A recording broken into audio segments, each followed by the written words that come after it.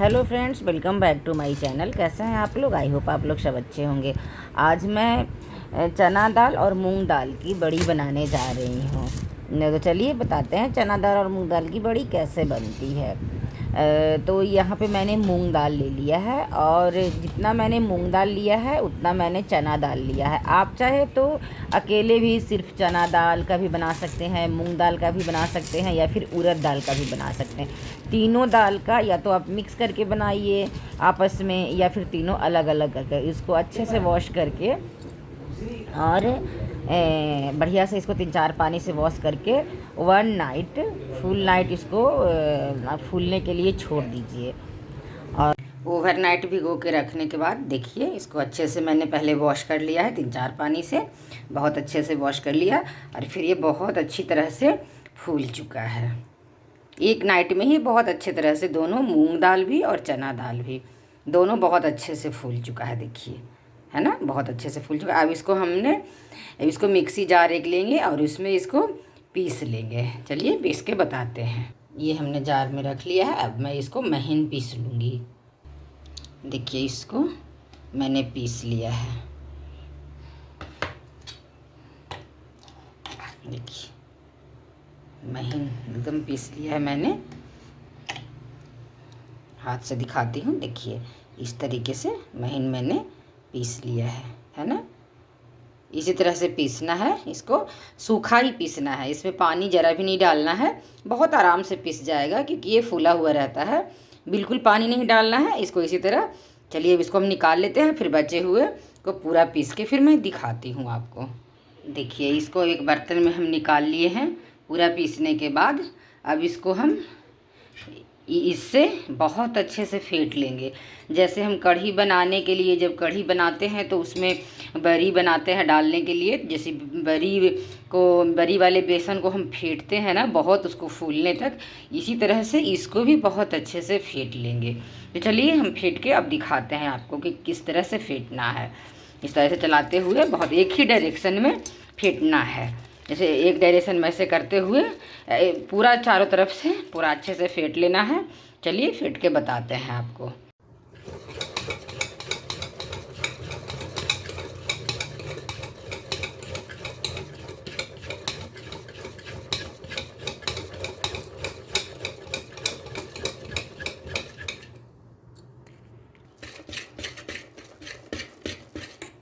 ये दाल हमारी पूरी तरह से फिट चुकी है।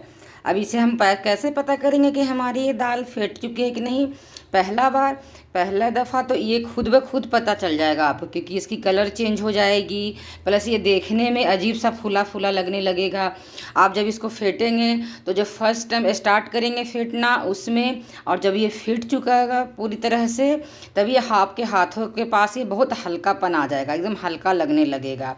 और फिर उसके बाद एक ऑप्शन और है कि आप एक कटोरी में यहाँ पे पानी रख लेंगे और फिर उसके बाद आप इसमें से थोड़ा सा निकालेंगे इसका ये, और निकाल के कटोरी में लेके डाइस से देखेंगे। देखिए पूरा हमारे कटोरी में ऐसे उठ चुका है। देखिए उठ चुका है, इसका मतलब कि अब अच्छी तरह से ये फिट चुका है। अब इसको अब ये हमारा बड़ी बनने के लिए रेडी हो गया। बेसिकली क्या होता है ना कि ये फूला हुआ रहता है ओवरनाइट। जब अब इसको हम 7 से 8 घंटे तक फुला चुके होते हैं दाल को, उसके बाद ये फेंटने में टाइम नहीं लगता है। 10 से 15 मिनट में ये बहुत अच्छे से फेंट जाता है, बहुत अच्छा से फेंट जाता है। और फेंट के बड़ी बनाने का मतलब ये होता है ना कि जब इसको सुखा के और बाद में जब इसकी सब्ज़ी बनाएंगे, तो जब सब्ज़ी बनाएंगे तो वो काफ़ी जल्दी सब्ज़ी गल जाता है। और जब या बैंगन के साथ बनाए, आलू के साथ बनाए, अब जिस चीज़ के साथ आपको पसंद हो बड़ी की सब्ज़ी, मतलब इसे तो हम लोग कचड़ी बोलते हैं, कचड़ी की सब्ज़ी, जिस चीज़ के साथ आपको खाने का मन हो फेंट के तो आप बनाएंगे ना तो उसमें बहुत आराम से वो घुल जाएगा और बहुत अच्छे से बन के रेडी होता है। इसलिए इसका फेंटना बहुत ज़रूरी है। फेंट के और तब जाके इसको अब हम चलिए कैसे बनाते हैं वो आपको दिखाते हैं। हमने एक इस तरह से पन्नी लिया है। आप चाहे तो दूध जो आती है ना, दूध वाली पन्नी भी ले लीजिएगा, क्योंकि हमारे पास अभी दूध वाली पन्नी अवेलेबल नहीं थी। तो हमने इस तरह का पन्नी हमारे पास था, उसको ले लिया और अच्छे से वॉश कर लिया है। उसको मैं एक गिलास में ऐसे एक कॉर्नर से मैंने देखिए कैंची से उसको कट कर लिया है। कॉर्नर से कट करने के बाद उसको मैं इस तरह से गिलास में उसको रख लूँगी। मैंने यहाँ पर एक प्लास्टिक ले लिया है, आटा वाला प्लास्टिक है। आप चाहे तो कोई भी प्लास्टिक ले सकते हैं और आप इसको बिछा लेंगे। और ये जो मैंने पन्नी में किया है, तो आप इसमें रबड़ भी लगा दीजिएगा, लेकिन मैं ये बड़ी पन्नी है तो मैं इसको हाथ से भी फोल्ड कर दूँगी। फोल्ड करने के बाद इसको यहाँ पे ऐसे कर दूँगी और फिर एक एक करके मैं ऐसे देखिए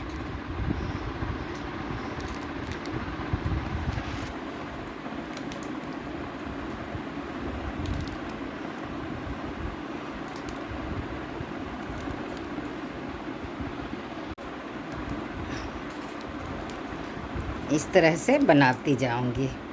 पूरे बड़ी को आप बना लीजिएगा। आप चाहे तो फैन के पास भी बना सकते हैं या आप धूप में भी बना सकते हैं। अगर धूप में बनाते हैं तो सेम डे ही आपको शाम तक सूख जाएगी, और अगर आप फैन के पास रखते हैं तो ये 2 से 3 दिन इसको लग जाएगा सूखने में, आपको आराम से सूख जाएगा। आप चाहे तो कहीं भी फैन के पास भी बनाएं या धूप में भी बनाएं, कोई फ़र्क नहीं पड़ता है।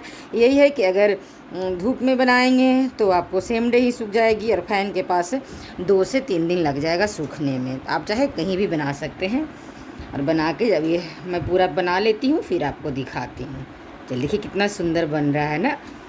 इसी तरह से आप बनाते जाइए बड़ी।